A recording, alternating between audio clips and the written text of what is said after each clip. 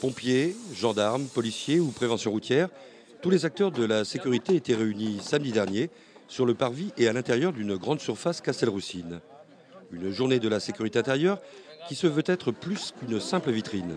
C'est une occasion d'échange effectivement avec la population pour faire connaître les outils dont on dispose, pour faire en sorte que la population se les approprie, qu'elle en soit fière, qu'elle sache qu'on est à ses côtés sur ce souci premier qu'est la sécurité, parce que la sécurité, bien entendu, c'est le socle même de notre vie quotidienne. Échange et sensibilisation, les maîtres mots de l'opération, comme le passage du permis piéton, proposé par la gendarmerie.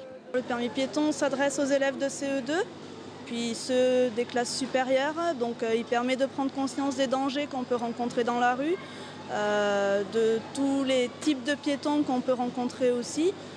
À côté des acteurs identifiés, d'autres un peu moins connus, mais au rôle essentiel, à l'image du comité départemental de spéléologie. On intervient sur les accidents qui peuvent se produire sous terre dans toute la France, voire à l'étranger. On a une formation au niveau national qui dure à peu près 15 jours. Ensuite, on est en stage pendant 1 an. Et après, on est nommé par le préfet du département pour être conseiller technique secours. Autre intervenant de l'ombre, les radioamateurs de l'ADRASEC, les yeux et les oreilles des secours. Un avion qui se crache, il y a une balise de détresse qui se met en route. Et donc à partir de là, le RCC, le centre de contrôle aérien de Saint-Mars-la-Pile dont on dépend, va nous donner l'ordre de partir à la recherche de cette balise, sous contrôle effectivement de la préfecture, de monsieur le préfet.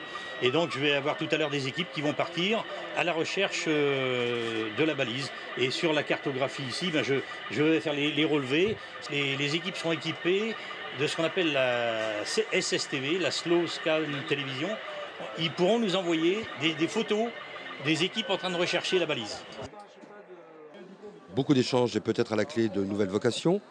Mission accomplie donc pour la 5e édition de la journée de la sécurité intérieure.